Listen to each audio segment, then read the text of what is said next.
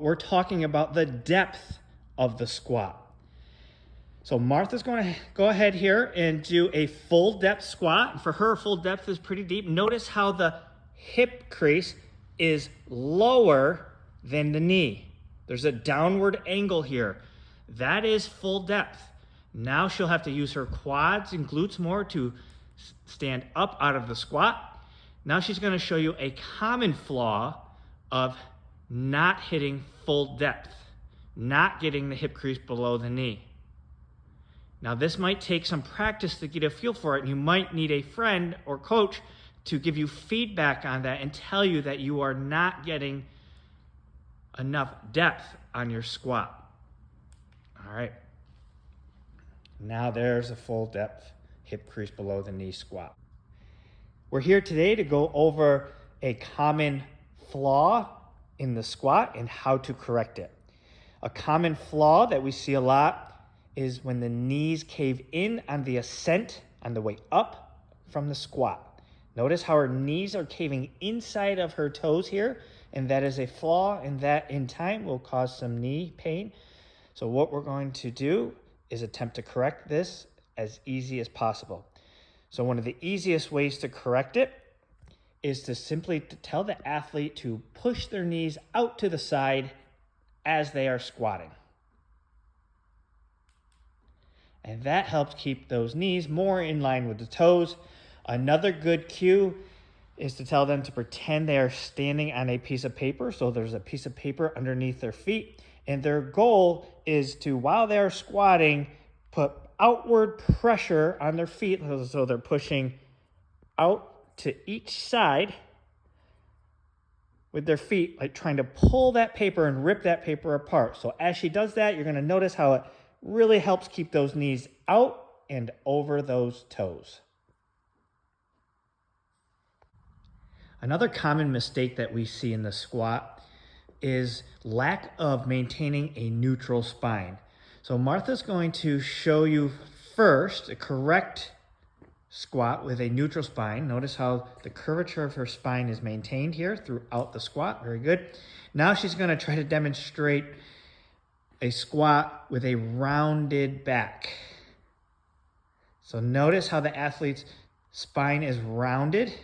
Is not what we call a neutral spine. It is rounded. And a simple quick fix for that, I find, is to tell the athlete, number one, to look straight ahead. Sometimes that helps to tell them that there is an eyeball right dead center of their chest, and you want that eyeball to look at an object or an area up on the wall, help them keep their chest nice and tall as they squat. Sometimes you can simply say, keep your chest up, and that helps. If not, try the eyeball trick. Eyeball in the chest, and the eyeball wants to look at the line or something high on the wall across the gym. See? Chest up. That's a good correction. A common mistake we will see with back squats is athletes placing the barbell too high on their back where it's really on their neck here. That is not a good placement for the barbell. Instead, we want the athlete to maybe take a little wider grip if they need to. And let's get that barbell down more on the top of their traps or down closer to their shoulder blades. That's going to be a more comfortable position and a safer position for the athlete. Now we're going to talk about bar path and how to correct an improper bar path. So first, Martha is going to show us proper bar path.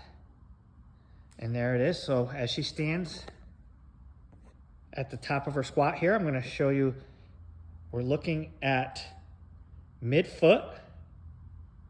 And that bar, ideally, is going to stay midfoot from top to bottom.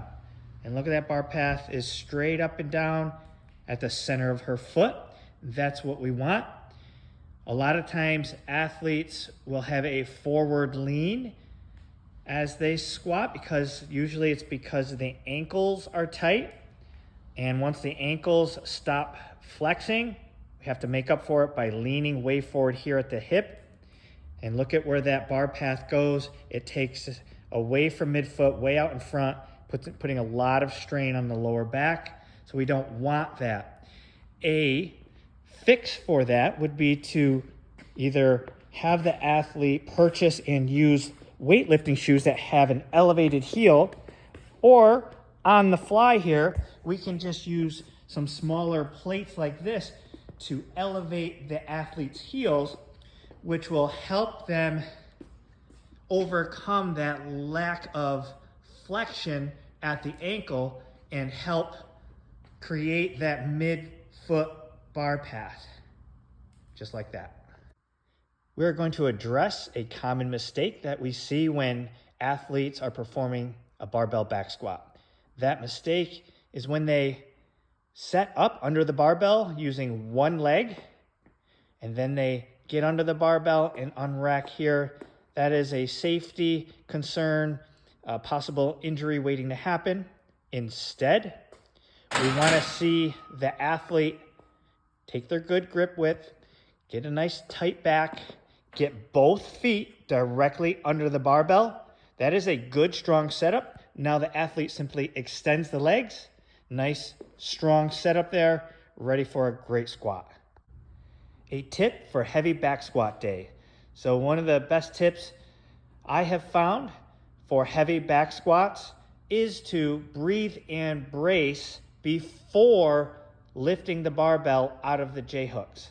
So you're going to go ahead and get under the bar.